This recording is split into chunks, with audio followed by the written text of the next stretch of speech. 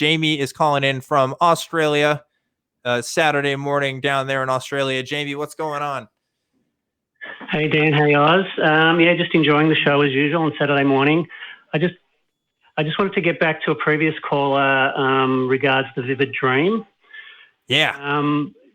Just having put a lot of thought into things over the years, all things atheism, etc., and religion, and I just think the brain has got a lot to answer for. Like when you drill down on all these subjects, I'm left looking at the brain as the main protagonist.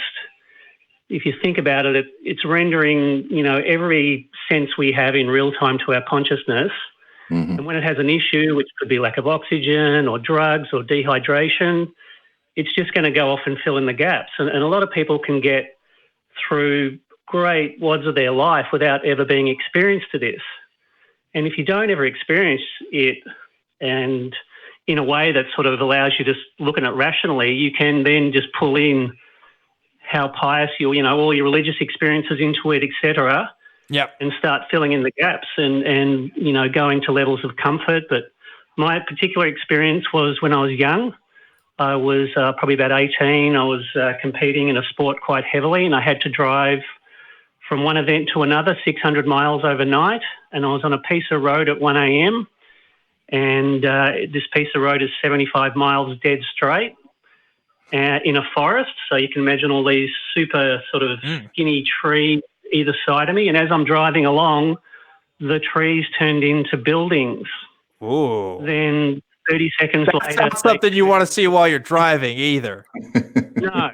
Like in real-time rendering into two-story Victorian houses, what? Then a car would come and I'd be able to see a car coming for 20 miles because it's dead straight.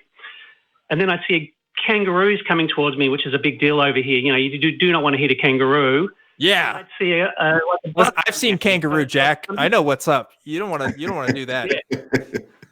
So, I was freaking out, and I had a guy with me, but he was asleep and he was too young to drive. So I'm just thinking, I've got to get through this. And then at the end, I'm just going, oh, my God, am I insane? Why was I doing that? And I guess if I was really religious, maybe I would have seen Jesus up on a cross or, the Virgin Mary floating towards me or something. But, that's what I saw, and my brain was trying to fill in the gaps. I think... people just reach for these things like astral traveling.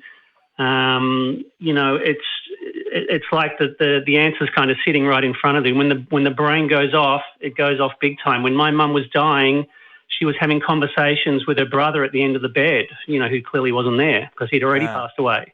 Yeah. But it was like, for her, it was just absolutely real. And I just think the brain has so much to answer for, and we as far as understanding the brain, like we're not even at the Wright brothers yet.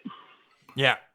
Yeah, it's crazy. Just today I was talking to an old, a longtime friend of mine, and we were talking about, brain activity and, excuse me, even the quote unquote, afterlife, near-death experiences. And in 2003, I was in a horrible car accident, and I actually coded out, so essentially died twice and had to be resuscitated.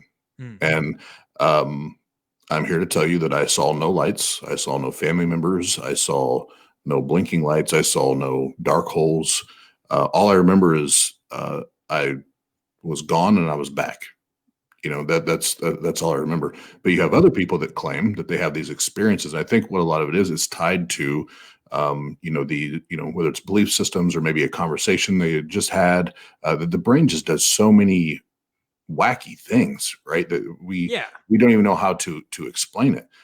So to just attribute it to or throw it off to, well, it's supernatural, or it was a God, or it was a Holy Ghost, or it was whatever. We can't just do that because, like he said, even the brain, once it's at a certain point, it's starved of oxygen, can begin to hallucinate and do all kinds of crazy things. So that's why the whole dream world it's very, very intriguing.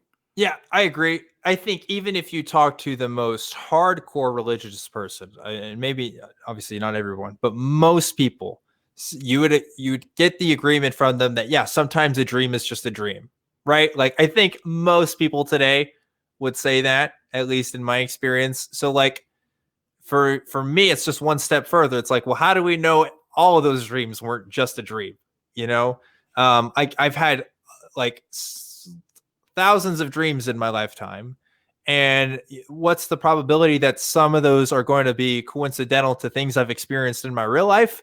I mean, it has to happen at some point, right? Especially if we understand dreams as being the result of the input we're seeing when we're awake in some form or fashion. I mean, that has to be true on some point, right? Like, because I've seen people in my dreams that I've seen in real life. It wouldn't make sense. I haven't seen anybody in my dreams that I hadn't met until real life. That would be crazy. But it seems to be an input of stuff I'm already going on about.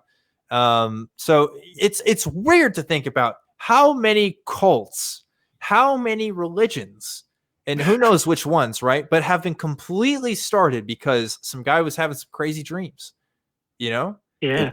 It's just wild. It's just wild. But even now, we don't exactly know what's going on. And I think until we really know for sure, we're probably going to keep hearing from people that are saying, yeah, I had a dream and now I believe I am the Messiah or whatever, right? Well, and that's why one of my favorite things to study is, yes, science, but science when it comes to brain activity and what religion and religious experiences do to the brain. And I think as we do that and even incorporating that dream state into that, how do we continue to find out what is it that triggers certain dreams or makes you dream of this certain situation or person? Like right now, I know, tomorrow is my birthday and my fiance and I are actually getting married on my birthday. I've actually had a lot of dreams lately and it's all about her. Why? That's on the top of my mind. I'm getting ready to commit the rest of my life with her, and so what is that supernatural? No, it's my brain. That's where my brain stays all day, every day. So it you would just think the most the next part of that process is even when my brain's resting, it's still thinking about her. Right. Like that guy, Mark Taylor, the firefighter prophet that says he predicted that Donald Trump was going to be president. When he had that dream, because he said, yeah, it was a dream. What was he doing? He saw Donald Trump on TV.